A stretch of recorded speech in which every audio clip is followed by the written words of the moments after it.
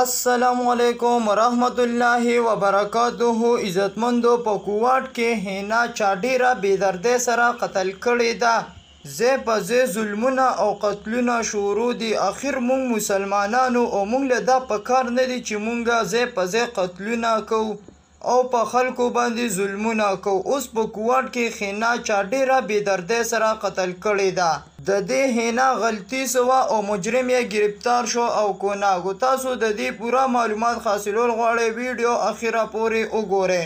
د دې نه مخکې څوک په دې چینل کې نوي دا روشنی کلیک سبسکرایب کړئ او براټلې نشان ووهئ. نورې معلوماتي ویډیوګانې به تاسو ته ډېرې په اسانتیا سره راځي.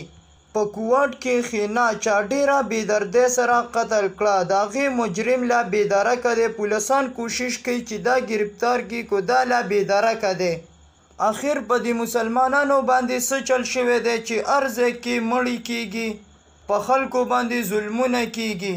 مسلمان د مسلمان رور دی او بیا هم داسې ظلمونه او قتلونه کیږي. مونږ مسلمانانو مونږ له دا په کار نه دی چې مونږ قتل وکړو. مونږ له سوچ په کار دی چې مونږ ځان له هغه دنیا هم خرابه کړه او دا دنیا هم دې سره.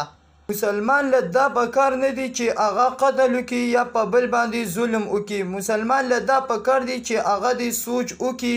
اخر په دې مسلمانانو باندې څه چل شوی دی چې ځای په ځای باندې قتلونه کوي.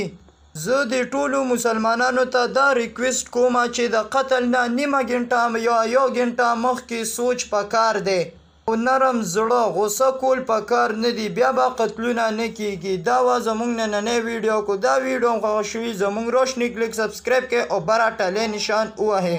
نورې معلوماتي ویډیوګانې به تاسو ته ډېرې په اسانتیا سره راځي. والسلام.